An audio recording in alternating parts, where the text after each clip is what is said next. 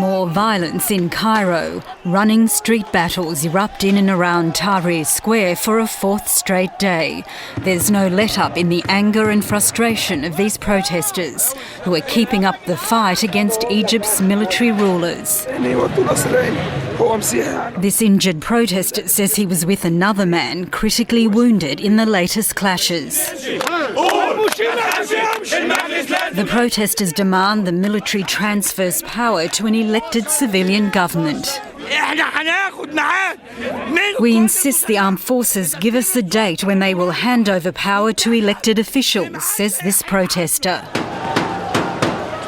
After days of deadly clashes and a mounting death toll, Egypt's military-appointed interim government has offered to resign, expressing deep regret over what it called painful events.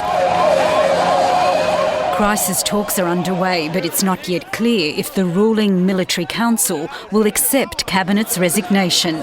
That doesn't go far enough for the protesters.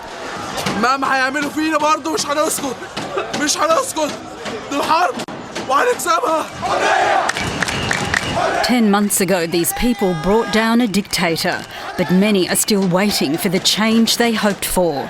At that time, people were euphoric about it. They couldn't believe the fact that they could topple Mubarak. But of course, Mubarak is just the tip of the iceberg.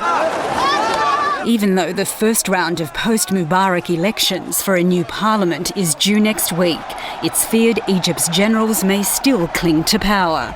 It's important that Egypt continues to move to make that transition to the democracy that the people of Egypt demanded.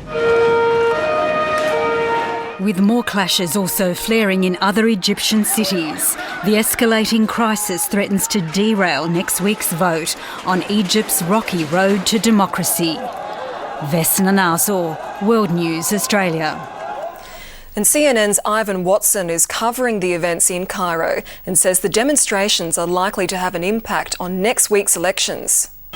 I think a huge impact. The election itself is up in question right now, with some of the political groups calling for them to be delayed. They want the ruling military council to step down immediately. Other groups saying, no, we need to go ahead with elections, to transition as quick as possible from military rule to some kind of elected civilian rule. And down here in the square, these demonstrators, the ones that we saw clashing with the authorities in the second city of Alexandria, they don't seem to be talking about elections right now. They're just enraged at the military authorities here.